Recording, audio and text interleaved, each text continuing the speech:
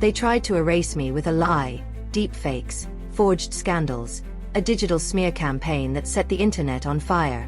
Overnight, I went from beloved actress to public enemy. But this isn't just a story about destruction. It's about revenge. About one woman ripping back control from the shadows that tried to silence her. My name is Emma Marlowe. And if you're going to burn my reputation, then I'll light the match myself. Welcome to the Skillful Art of Manipulation podcast. If you haven't already, please consider following us on your favorite podcast platform. Today we present to you Shadows of the Past. Let's dive into this thrilling narrative together. Chapter 1. The Snap. I didn't hear the world shatter. That's not how it works. Not really. There's no dramatic sound effect, no glass-breaking moment, no theatrical gasp that lets you know your entire identity has just been stripped down to ash. It's quieter than that. Slower. More calculated. Like a single match striking against your skin, again and again, until the pain becomes so familiar, you stop flinching. It started on a Tuesday. A calm, mindless Tuesday. I remember it because it was Nora's birthday. My assistant, the one person who had stuck by me since the very beginning when I was still doing toothpaste commercials and regional theater in Boston. She hated birthdays, thought they were pretentious, but I dragged her to brunch anyway. We went to this little spot in Laurel Canyon. Hidden, cozy, the kind of place where the waiters don't blink twice when a celebrity walks in without makeup. I ordered the lemon ricotta pancakes and a matcha. Nora got her usual black coffee and scowled every time I said the word, celebrate. It felt normal, safe, familiar. I wish I had clung to that moment longer. My phone buzzed the first time just as the waiter dropped off our check. I didn't look at it. I had promised Nora no work stuff for at least an hour. Then it buzzed again. And again. And again. It felt like a pulse against my thigh. Persistent. Urgent. My stomach tightened. Nora's phone lit up too. She frowned. "Do you want to handle it?" she asked softly, probably thinking it was a minor PR emergency or some overzealous tabloid hounding me about a dress I wore wrong on the red carpet. I shook my head. I didn't want to break the spell of the moment. But when I saw her face pale as she glanced down at her screen, I knew the spell had already been broken for me. She passed me her phone, and that's when I saw the headline. Exclusive. Leaked photos reveal Emma Marlowe's darkest secret. Beneath it was a collage of images. Intimate, explicit, damning. Except, they weren't real. They couldn't be. One of them showed me in a hotel bed with a man I didn't recognize. Another featured me holding what looked like cocaine. My hand. My body. My face. But not my life. Not my truth. Someone had taken pieces of me, maybe old photos, maybe screen grabs from films, and stitched them together like some Frankenstein fantasy. It was sick. I stared at the screen until the colors bled into one another. The sounds around me went muffled, like I'd been thrown underwater. My vision narrowed. I couldn't think, couldn't blink. I just kept hearing one word over and over in my head. Ruined. I stumbled out of the cafe like I had just been shot. Nora trailed behind, trying to talk to me, but her words didn't register. Everything moved in slow motion. A couple walked past and looked at me with that kind of twisted curiosity that only comes when a celebrity becomes the story. A waiter held the door open. A car honked. But I wasn't there anymore. I was spiraling. My apartment was a blur. I barely remember getting in the car, or Nora driving me home. What I do remember is locking the door behind me and collapsing onto the hardwood floor like a puppet with its strings cut. I lay there, still dressed in my designer brunch outfit, cheek pressed to the cold floorboards, breath hitching. The walls around me were too white, too clean. The silence screamed louder than any headline ever could. I eventually crawled into the living room and turned on the TV, not to watch anything, but just to break the silence. The screen lit up, reflecting my face back at me in that cruel, unforgiving way only high definition can. And I didn't recognize the woman staring back. I looked hollow, haunted. My eyeliner had smudged, My mouth was slightly open, and my hands trembled in my lap like I had just committed a crime. Except I hadn't. I hadn't done a damn thing wrong. But in that moment, I already knew it didn't matter. Because the truth doesn't go viral. By the time I checked my phone, I had over 300 missed notifications. Twitter, Instagram, texts, emails, even a missed call from my mother, who usually avoided public scandal like the plague. My agent had left me 4 voicemails, each more panicked than the last. My publicist, Natalie, had sent me a single text: "Stay calm. Do not post." I'm on it. But I wasn't calm. I was unraveling. The worst part wasn't the images. It wasn't even the article. It was the comments. Knew she was fake. Typical Hollywood whore. Bet she slept her way to those awards. This is who your daughters look up to, folks. I wanted to scream. I wanted to smash my phone into a million pieces and set the shards on fire. But instead, I sat there. Frozen. Because a part of me was afraid it would only get worse. And that's when I saw his name in my inbox. Julian Wolfe. It hit me like a fucking freight train.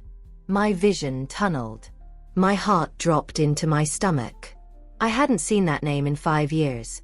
Not since the night we parted ways in the kind of explosive fallout that leaves collateral damage for years. Back then, Julian was just another actor trying to claw his way to fame. We did a gritty indie film together. A 2-person psychological thriller where the lines between acting and reality blurred in dangerous ways. He was magnetic. Intense. A genius, in his own twisted way. But also manipulative. Controlling. And vindictive. He had warned me once, after I landed a part he wanted, after I walked away from him and didn't look back. He'd leaned in close at a rap party, his voice low, dark, venomous. "You think you're untouchable, Emma? You're not. I can ruin you with one click." At the time, I had laughed it off. Called him dramatic. A narcissist. But now, I was seeing his fingerprints all over the smear. The email was short. "Nice photos, Em." Smiley face. More where that came from. My blood ran cold. I closed the laptop with shaking hands and tried to steady my breathing. I was pacing by then, pacing like a caged animal. I couldn't go to the police, not without risking more headlines. I couldn't trust the studio, they'd cut me loose if they smelled scandal. And I sure as hell couldn't trust social media. That beast had already chosen sides. I was alone. Utterly, terrifyingly alone. But beneath the fear, beneath the shame and the panic and the shock, there was something else blooming inside me. Rage. Not the quiet, slow kind. Not the smoldering type you nurse in silence. This was feral. Sharp. It clawed up my throat and wrapped itself around my spine. Julian had started a war.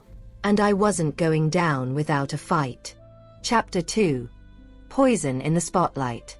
The morning after felt like waking up inside a nightmare that had lost its edges. Everything was blurred, dull, as if someone had sucked the color out of the world. My sheets were twisted around me like a straitjacket, the room stifling despite the open windows. I hadn't slept. Not really. I had drifted in and out of shallow, fragmented dreams, each one looping back to that goddamn headline, to Julian's smirking email, to the comment section that was already branding me guilty. I stared at the ceiling. My thoughts didn't feel like my own anymore. They were tainted, infected by the voices of strangers, by the anonymous vultures dissecting me in real time across 1,000 screens. Every second that passed without a rebuttal, without a public statement, made me feel smaller. More powerless. Like I was slowly being erased and replaced by a version of me I didn't recognize. A scandal, a joke, a slut. My phone buzzed again. I ignored it. Buzz. Buzz. Buzz. I finally reached for it, expecting more poison. Instead, it was a call from Natalie, my publicist. I hesitated. Part of me didn't want to hear what she had to say. The other part clung to her voice like it was the only lifeline I had left. "Emma," she said the second I answered, Her voice clipped, efficient, already in crisis mode. We need to talk now. I've scheduled a private meeting at the Beverly Hills office. No press. No cameras. Just you, me, and Leo. Leo. My voice was hoarse. Your legal counsel. The studio insisted we bring him in. I pressed my fingers to my temple, heart beginning to race. The studio knows? Natalie sighed. It's everywhere, Emma. By noon yesterday, it had over 12 million impressions. Hashtags. Reddit threads. TikToks. It's viral. They're scared. Of course they were. No studio wants to touch a scandal, not unless they can spin it into box office gold. And this wasn't sexy tabloid fluff. This was career-ending, blacklist territory. My name had become radioactive overnight. I'll be there, I said, voice low. You're not driving, she snapped. I'll send a car. And wear something plain. No jewelry. No lashes. You don't need to look like a star today. You need to look human. That stung. But she was right. I hung up and walked to the mirror. There she was again. The hollowed-out version of me. Pale. Swollen eyes. Lips cracked from stress biting. I hadn't looked this fragile in years. Not since I'd first moved to LA and lived in a studio apartment above a nail salon, eating instant noodles between auditions. Fame changes you. Not just your wardrobe or your friends. It rewires your entire nervous system. You learn how to pose in pain. How to smile through sabotage. How to disappear when the cameras are off. But nothing had prepared me for this. For having my image twisted, my body violated, my name dragged through sewage by someone I used to trust. I showered in silence, letting the water scald my skin until it turned red. I wanted to feel something. Pain was easier than helplessness. The black SUV Natalie sent was parked outside within 30 minutes. I climbed in wearing a plain gray hoodie, no makeup, hair pulled back in a low knot. I looked like any other LA woman trying not to be seen. I kept my head low as the driver pulled into traffic, the city humming with its usual cruel indifference. LA doesn't stop for anyone, not even a fallen star. The meeting was held in a glass-walled conference room, tinted for privacy. Natalie was already there when I arrived, seated with her legs crossed, phone in one hand, a large black folder in the other. Leo, my lawyer, was pacing, suit jacket off, shirt sleeves rolled, jaw clenched. The moment I entered, both turned to me like I was the walking embodiment of a nuclear disaster. Sit, Natalie said gently. Let's walk through what we're dealing with. Leo slid a file across the table toward me. These are the images circulating. We've confirmed at least 5 were manipulated using AI or advanced composite editing. The rest? Well, we're still investigating. I opened the folder. Even though I'd seen most of them online, something about holding them, physical printouts, cold and clinical, made them feel more real. One showed me at what looked like a sex party. Another, bent over a balcony with a line of powder on the railing. All fake. But real enough to fool the world. Julian Wolfe, I muttered, fingers gripping the edge of the table. Natalie raised an eyebrow. You're sure it's him? He emailed me. Taunted me. He warned me once years ago that he'd do something like this. Leo leaned forward. Do you have proof? I deleted the email. Jesus, Emma, he hissed. I panicked, okay? I snapped, heat rising to my cheeks. I didn't think. Well, think now, he interrupted, voice sharp. This isn't just a PR nightmare. It's a potential legal war. Libel. Defamation. Cyber harassment. But if we can't tie it to him, he walks. And you burn. Natalie intervened before I could explode. We need to stay focused. Emma, the studio is panicking. They've paused your current project and frozen your promotional appearances. They want a public apology, even if you didn't do anything wrong. Just enough to calm the tide. An apology? My voice broke. For what? For being attacked. They don't care about justice, she said. They care about perception. About headlines. About numbers. I leaned back, suddenly exhausted.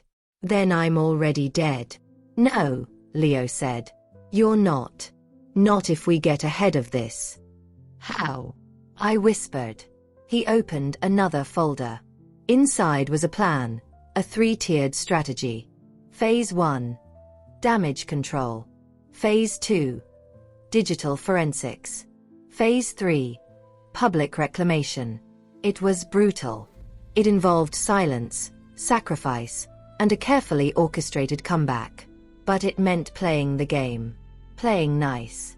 While Julian got to hide in the shadows. I'm not going to be quiet, I said finally, my voice steadying. He came for me. He invaded my life. He twisted the truth, and now he's trying to bury me under it. I won't let him. Natalie looked at me, surprised. Then we fight, Leo said simply.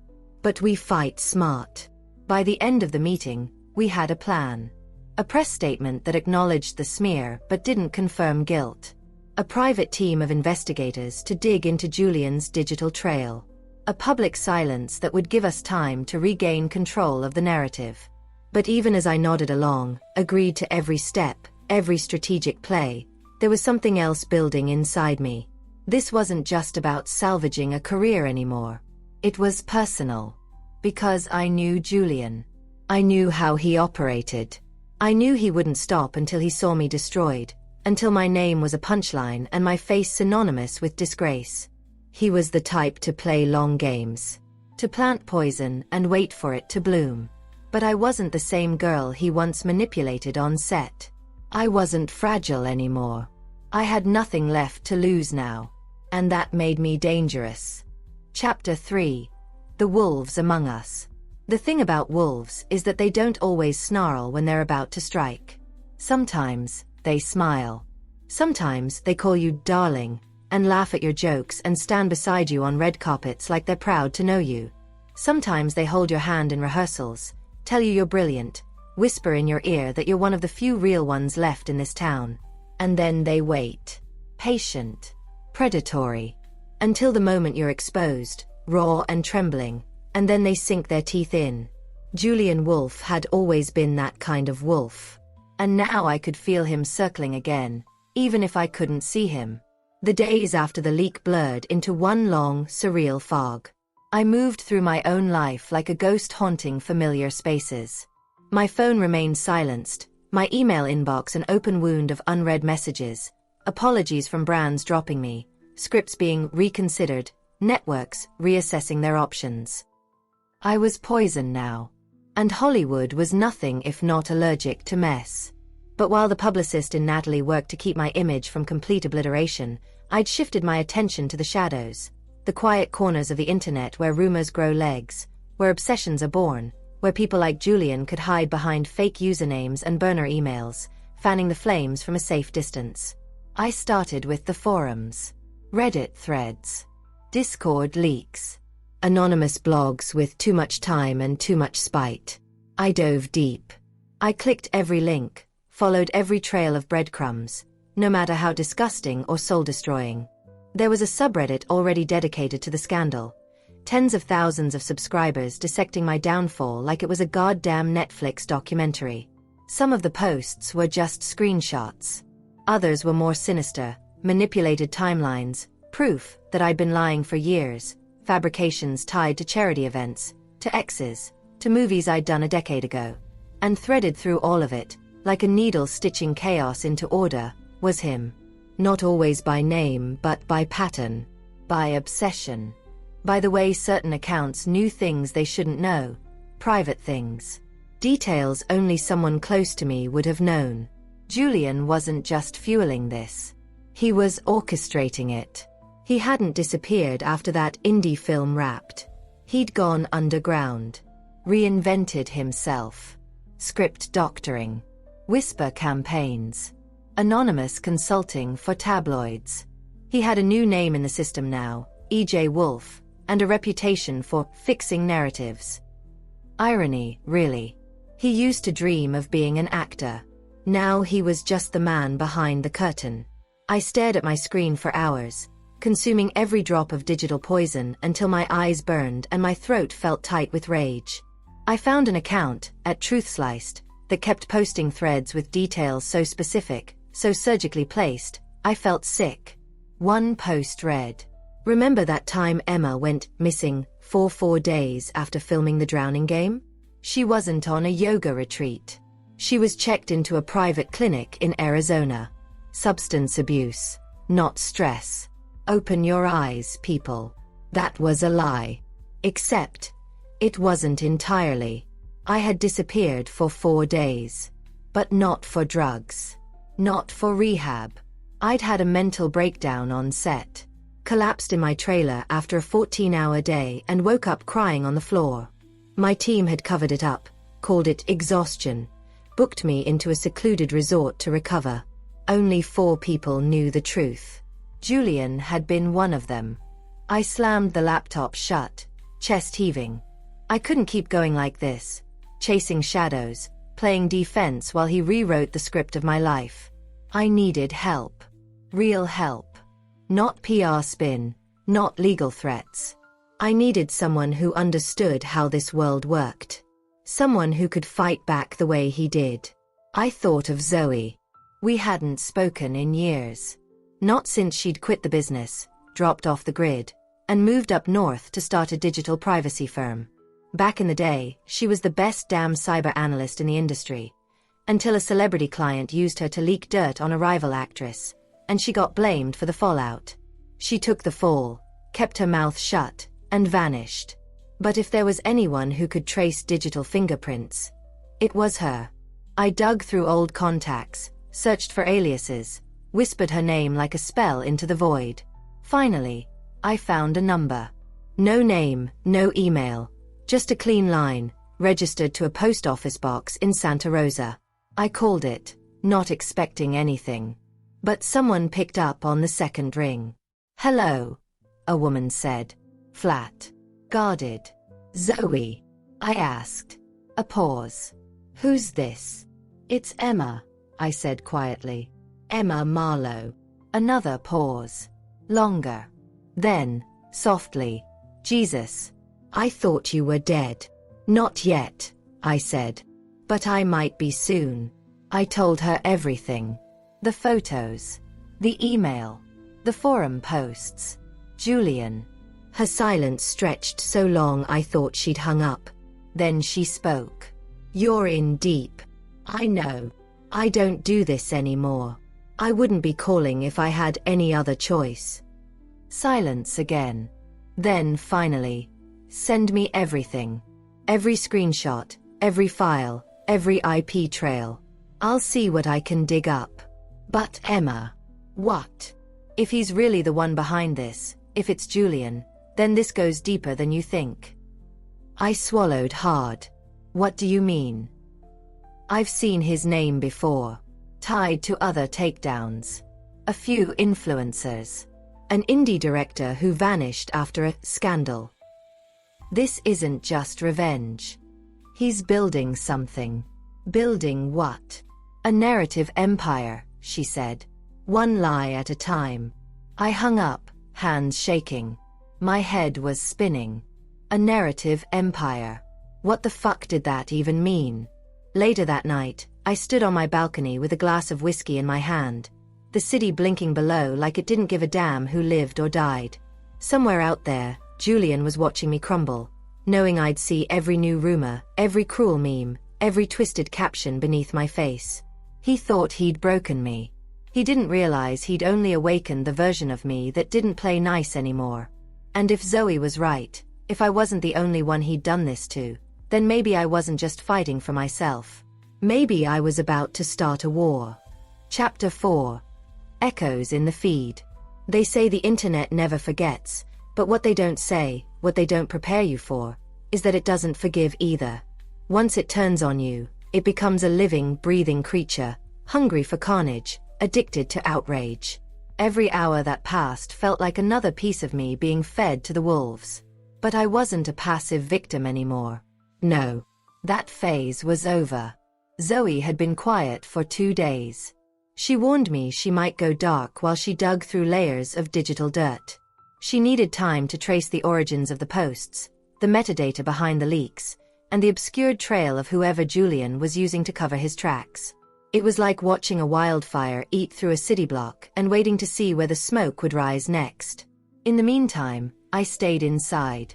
Curtains drawn. Doors locked. Social media deleted. My phone stayed on silent unless it was Natalie or Leo. I tried meditation, breathing exercises, yoga, all that bullshit I once mocked in interviews as mental floss. None of it worked. The anxiety had rooted itself deep in my bones, and no amount of deep breathing could exorcise the feeling that I was being watched, hunted. On the 3rd morning, I finally cracked. I reinstalled Instagram. I knew I shouldn't. Natalie had explicitly told me to stay off social media, to avoid the temptation of diving into the cesspool of public perception. But silence wasn't helping me understand what was being said about me. And understanding was power. Or at least, that's what I told myself. The app opened like a punch to the gut. My name was still trending. My follower count had plummeted, millions lost in just days. But the engagement was through the roof. I clicked the search tab. The top post was a split image, a freeze frame from one of my emotional interviews about mental health paired next to one of the faked photos. Me holding a razor blade in a dimly lit bathroom, tears painted onto my face, eyes lifeless. Caption: Oscar-worthy, huh? The comments were worse. She's been lying from the start. All that talk about trauma and healing, she just wanted attention. If you cry on camera long enough, people forget you're a manipulative bitch. I closed the app, feeling like I'd swallowed acid. I spent the rest of the day pacing my apartment. The air felt thick, like I was breathing fog. I kept thinking about Zoe's words. He's building something. It echoed in my mind over and over, until it wasn't just a warning. It was a challenge. That night, Zoe finally called. I found something, she said without preamble. My breath caught. Tell me. Okay, so, this isn't just one guy trying to tank your career out of spite. He's part of a network. A closed, encrypted group that deals in information warfare. They call themselves the Archive. I blinked. The Archive. It's like a boutique propaganda firm for hire. Only they don't just spread disinformation. They create entire digital personas. Fake histories. Fake scandals. Fake lives. And then they release them like viruses into the online bloodstream. You're not their first target, but you're definitely their biggest. I sat down hard on the edge of my bed, heart thudding. So he hired them? Maybe. Or maybe he built it. Julian was always good at systems. At narratives. He doesn't just want to destroy you, Emma. He wants to rewrite you. From the inside out. I felt sick. Can you prove it? I'm close. I've traced several IPs connected to the @TruthSliced account you showed me. Most of them bounced through VPNs, but one slipped, just once. A static address in Burbank, linked to a co-working space. Guess who rented a suite there last year? Julian, I whispered. Bingo. I clutched the phone tighter. What do we do? Zoe's voice darkened. We take the fight to him. But not through lawyers or press statements. He thrives in silence. What he's afraid of is exposure. I already feel exposed, I said bitterly. No, she said. You feel humiliated. There's a difference. But if you want to win this, Emma, you have to be louder than him. Braver. And smarter. How? We build a counter-narrative. I'll help you gather everything. Proof of manipulation. Timeline inconsistencies. Psychological patterns. And then, we go public. My blood went cold. You mean post it? I mean document it. Build your own digital archive. Not as a victim, but as a storyteller. Your story. Your voice. Raw. Unfiltered. We fight fire with fire. I stayed up the entire night thinking about it. She was right. Julian had weaponized my identity, twisted my voice into something monstrous. If I stayed quiet, I was letting him tell the world who I was. But if I spoke, if I showed them the truth, even in pieces, I had a chance to reclaim my narrative. The next day, I started recording. Not for interviews. Not for press. Just for me. I sat in my closet, my little soundproof box of sanctuary, and hit record on my phone. And for the first time in weeks, I spoke without a filter. My name is Emma Marlowe. You think you know me. You think you've seen the truth. But you've only seen what someone wanted you to see. You've only seen the weapon he made out of me. I talked for over an hour. Cried once. Laughed. Bitterly. Twice. I told the story. Not just the scandal, but everything that led up to it. The toxic sets. The manipulation. The years of watching men like Julian fail upward while women like me had to claw for every inch of respect. I told the truth, even the messy parts. Especially the messy parts. When I finished, I felt lighter. Not healed. Not whole. But armed. Natalie was hesitant at first. She wanted to vet every word, craft a statement, build a campaign around it. But I told her no. This wasn't PR. This was personal. Within a week, Zoe had pulled together enough evidence to paint a map, a digital blueprint of Julian's crimes. His network. The fake accounts. The image composites. The metadata trails. It wasn't airtight, but it was enough.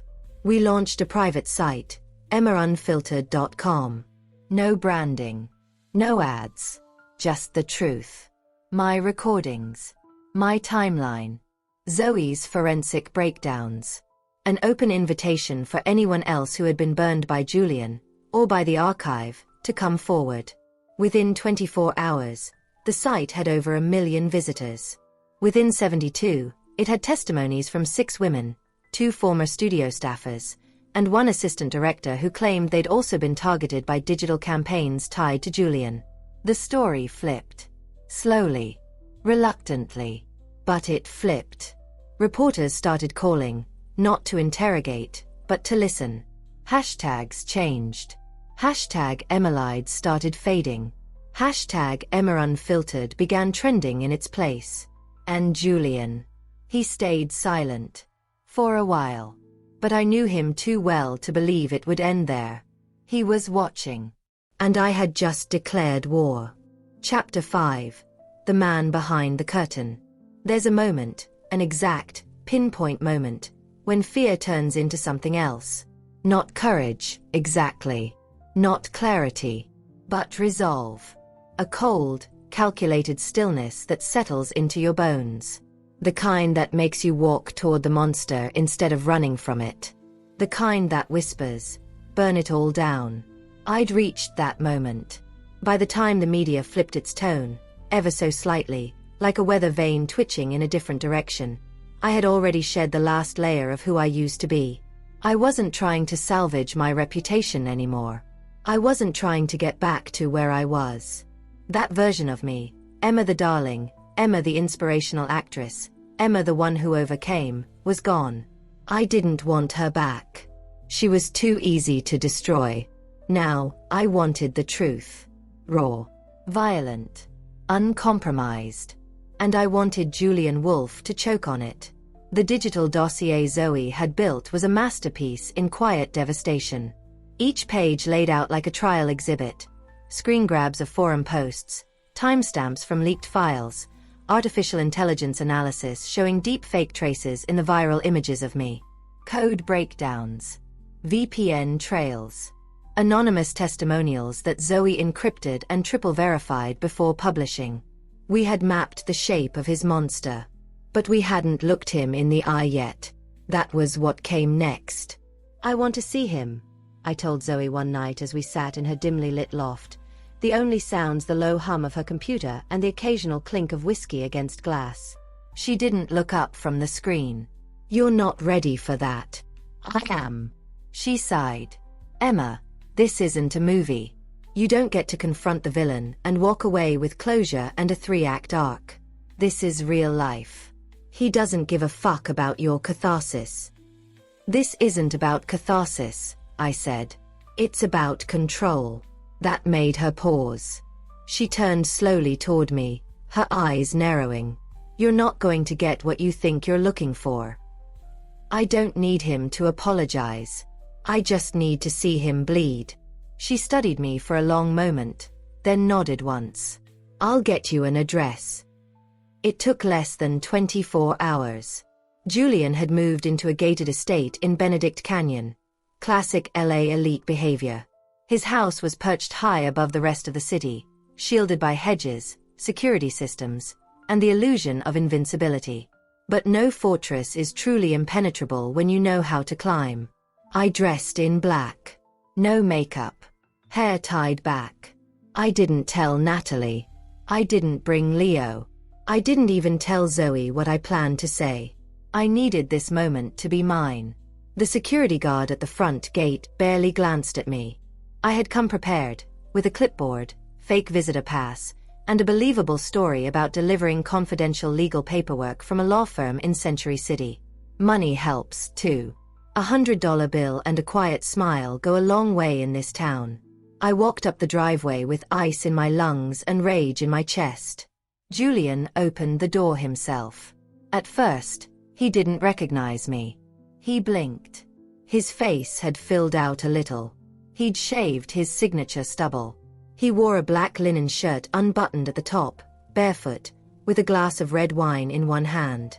Then, realization dawned. Emma, he said slowly, as if tasting the word. Well, fuck me. I thought you'd send lawyers. Or hitmen. I'm both, I said. He smiled. That same predator smile I remembered from long ago. You look good for someone who's been digitally crucified. I stepped inside without being invited. The house was as pretentious as I'd imagined. Polished marble floors. Modern art that looked like it cost more than most people's mortgages.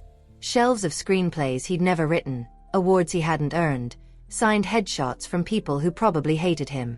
What do you want? He asked, walking slowly toward the living room. I want you to admit it, I said. I want to hear it come out of your mouth. You did this. He turned, still calm. Define this. The photos. The posts. The fucking smear campaign. You lit the match and watched me burn. He took a sip of wine. And what if I did? That stopped me cold. He hadn't denied it. Not even a flicker of protest. Just calm acceptance. Like I had accused him of stealing office pens. I should call the police, I said quietly. They'll laugh you out of the station, he replied. You think they care about digital warfare? About AI-enhanced revenge porn and image manipulation? It's all he said, she said, until a man's reputation gets touched. Then they act. He wasn't wrong. But hearing it from him made something inside me snap. I stepped closer. My voice was low, sharp. I trusted you. I defended you. And you repaid me by ripping my life apart for what? A part you didn't get? A grudge you couldn't let go? He stared at me, and for the first time, something flickered in his expression. Not guilt. Not remorse. Obsession. You were always going to leave me behind, he said softly. You think I didn't see it coming? You outgrew me. And I built you, Emma. I gave you edge. Complexity. Pain. You played off of me in that film, and they called you brilliant. But you were never the talent. You were the projection screen. I was the story. You're fucking sick. Am I? He said, voice suddenly rising. Or am I just the only one who tells the truth in a town of fucking liars? He threw his wine glass. It exploded against the wall behind me, red streaking across white like blood on porcelain. I didn't flinch. I looked him in the eye, stepped forward again, and said, You don't scare me anymore. You should be scared, he whispered. This was just the first wave. I turned and walked toward the door. You can't kill a ghost, Emma, he shouted after me. You can't cancel what doesn't exist on paper.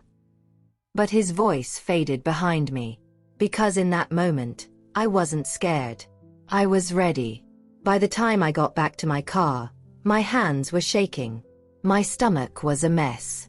But my mind had never been clearer. Julian was unhinged. But he was also arrogant. And that arrogance was his blind spot. He thought hiding behind shadows made him immortal. But he underestimated me. He thought I was still the girl in his trailer. The girl who smiled through his insults. Who let him take credit for my light while he sharpened his claws in the dark. He had no idea who he was really dealing with now. Chapter 6. Burn the script. You reach a certain point, after the betrayal, after the humiliation, after the headlines and the sleepless nights, where you stop trying to fix what's been broken. Not because you've given up, but because you finally understand. Some things aren't meant to be repaired. Some things have to be burned. You don't clean rot. You torch it. That's where I was. The old version of me, the careful Emma, the polished Emma, the one who triple-checked her press notes and smiled through gritted teeth at studio execs who used words like likable and marketable, she was gone. I didn't want her back. She had survived too much and fought too little. This new version of me didn't beg to be believed. She came for war. The morning after I confronted Julian, I woke up feeling hollowed out but clear. The fear had burned off. All that remained was cold fire. I got dressed in silence, pulled my hair into a tight bun, and opened Zoe's latest email. Inside were attachments. Dozens of them. Documents, code breakdowns, back-end screenshots, IP pings, timestamps, user patterns, payment trails. The kind of digital footprints that only someone brilliant and pissed off could have uncovered.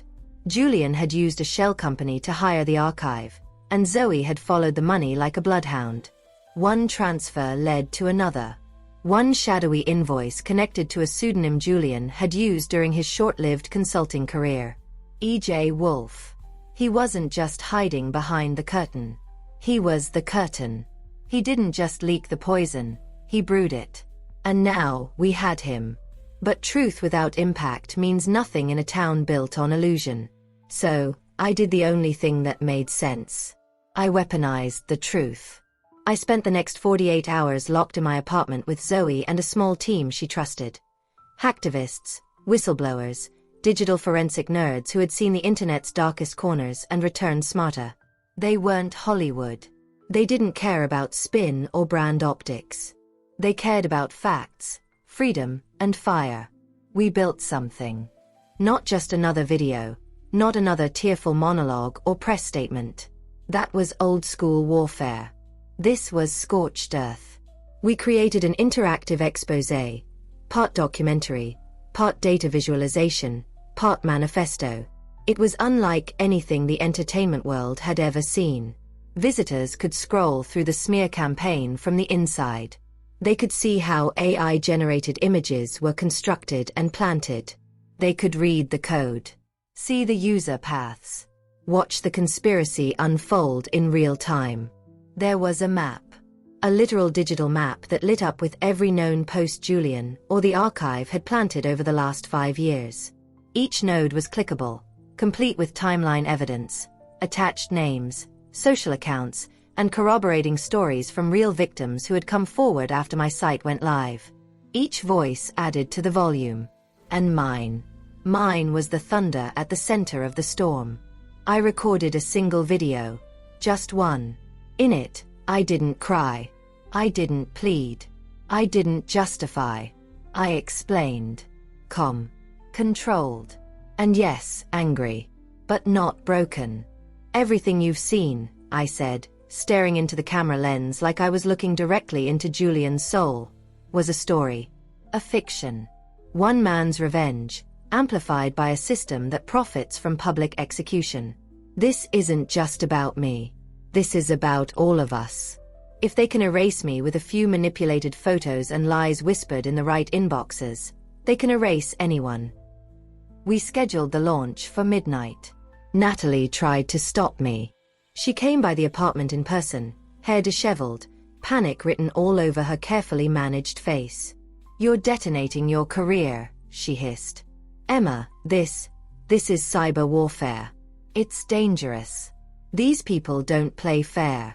Studios won't touch you after this."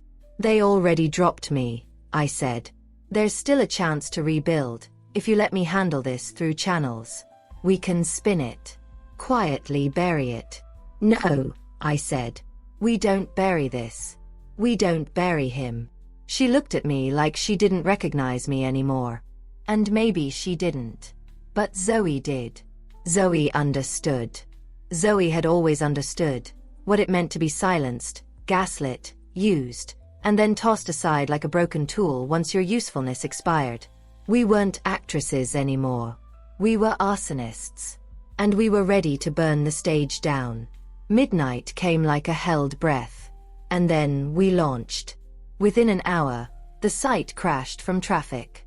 We re-upped the servers. Within 2 hours, it was trending globally. Within 6, it was on the front page of every major entertainment news outlet, with headlines like, "Emma Marlowe's Digital War. The actress turns whistleblower in explosive exposé." Who is E.J. Wolf? The alleged puppet master behind Hollywood's most dangerous smear campaign. Burn the script. How one woman took down a narrative empire. Julian didn't respond publicly. Not at first. But we could see the ripples. Several shell accounts that used to defend him went silent. Blog posts vanished. Certain forums started shutting down or deleting entire threads. The archive was folding. But I knew better. This wasn't over. So we pushed further. 2 more women stepped forward. One was a former child star who had disappeared from the spotlight after a mysterious meltdown at 19. The other was a documentarian who accused Julian of manipulating her film into a hit piece before leaking an accidental nude to the press. He had done this for years. Silently. Surgically. And now, the silence was collapsing under the weight of the truth. By the end of the week, the studio that had once distanced itself from me was now under fire for ignoring warning signs. Sponsors that dropped me came crawling back with half-hearted apologies. A streaming platform offered to acquire the rights to the exposé as a limited series. I turned them all down. Because this wasn't content. This was a reckoning. And just when we thought we'd seen the worst of him, Zoe found something else. Buried in the metadata of one of the deepfakes. A signature. An encrypted tag. Hidden in the binary. Almost invisible. But not to her. It said, "Wolf wins." He wanted us to find it. Zoe looked at me with her lips pressed into a line. "He's not finished." "I know," I whispered. The game had changed. Again. This wasn't about erasing me anymore. It was about control. Chaos. Ego. Julian didn't want to win quietly. He wanted to win loudly. He wanted a final act. A grand finale. A curtain call soaked in gasoline. And if he wanted fire, I would give him an inferno. Chapter 7. Ashes and applause. There's a silence that comes right before impact. Not the kind you hear, but the kind you feel in your bones. A breath caught in the universe's throat. A stillness that warns you, this is the moment everything will change. And I felt it. Standing in the center of my apartment, watching the cursor blink on my screen, my pulse was steady, but my mind was loud. The fire I'd lit was spreading, across the industry, across the internet, across the unspoken corridors where power had always thrived behind locked doors. Julian wasn't just unraveling. He was cornered. And men like him didn't go down quietly. That final encrypted tag, "Wolf wins," wasn't just a signature. It was a threat. A reminder that he still believed the story belonged to him. That I was still a character in his script. That he thought he could flip the ending one last time and walk away the victor. But he had made one fatal mistake. He thought I was playing the same game. He hadn't realized I had already burned the script. And now I was writing the ending myself. It happened 3 days after the exposé went viral. I was supposed to speak at a digital ethics summit, remotely, a pre-recorded address about AI, deepfakes, and my journey from public pariah to public advocate. Safe. Controlled. Clean. But Zoe called me the night before. "He's staging something," she said, voice tight. "I've been tracking certain keywords. There's chatter, cryptic posts, password-locked threads on fringe boards. Someone's planning a drop." "A drop?" I asked. "A counter-narrative. Something big. Julian's signature all over it." I closed my eyes. "What kind of drop?" "Personal. Ugly. And timed to coincide with your speech." My stomach twisted. It was his last card. One final hit to silence me. To stain the new version of myself just as it started to rise from the ashes. "I need to get ahead of it," I whispered. "No," Zoe said. "You need to own it." The next morning, the summit began. I logged on, camera ready, notes prepped, makeup minimal. I wore black, not for elegance, but for war. Halfway through the panel before mine, Zoe messaged me a link. "Incoming, wolfisright.net. Countdown set for 11:45 a.m. My speech was scheduled for 11:50. He wasn't even being subtle. He was going to nuke me in real time. I stared at the countdown. 40 minutes. 39. 38. I thought of every time I'd been told to be quiet, to smile, to take the high road. I thought of all the men who had been protected by silence, all the women who had been drowned in it. And I made my decision. When my cue came, I didn't deliver the polished statement the organizers had approved. I went off script. Completely. The screen flickered to life and there I was, Emma Marlowe, live from the war zone. "Before I begin," I said, voice steady, "I need to tell you something. Not about deepfakes. Not about AI. About truth." I looked directly into the lens. "There is a site being launched right now, in this very moment, designed to discredit me. It will show videos, images, messages, all fabricated, all manipulated, but convincing. You'll look at them and wonder if they're real. Some of you will believe they are. That's okay. That's the point. That is the danger." I paused. Let the silence breathe. Because this isn't just about me. This is about what happens when technology falls into the hands of people who want to rewrite your story for you. People like Julian Wolfe. There were gasps from the moderators off-screen. But I didn't stop. This man weaponized my image, my voice, my body. He turned public opinion into a weapon and used it to destroy careers, reputations, lives. And he did it because he could. Because the tools exist. Because the systems enable it. And because too many of us, especially women, are expected to sit down and shut up when the narrative turns against us. I leaned forward.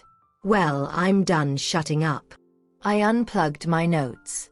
Looked dead into the camera. "If you watch that video, know this, it's fake. But even if it weren't, even if it was real, ask yourself, why is it more scandalous to see a woman naked than to watch a man ruin her life in secret?"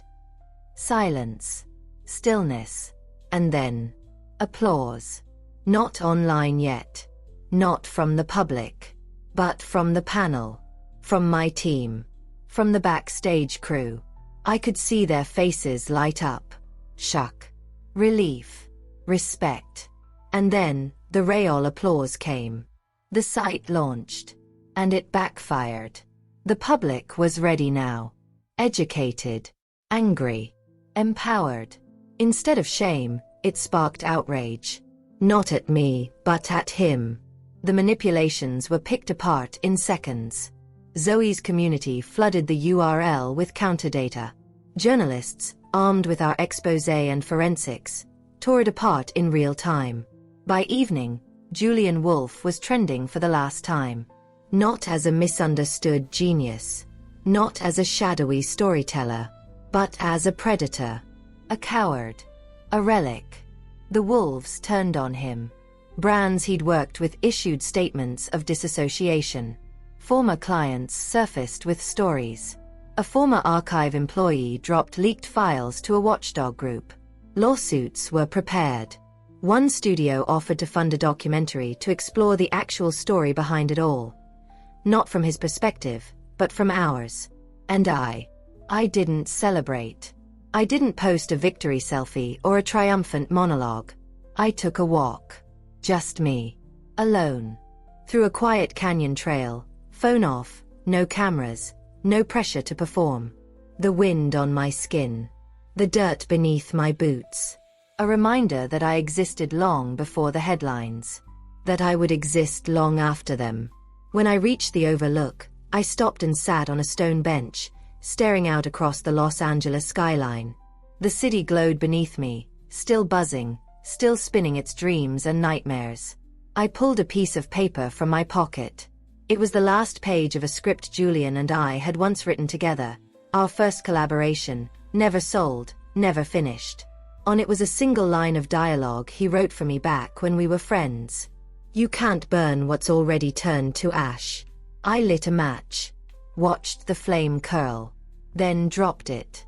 The paper burned easily, cleanly. The words disappeared in seconds. I didn't need them anymore. I had written a new ending.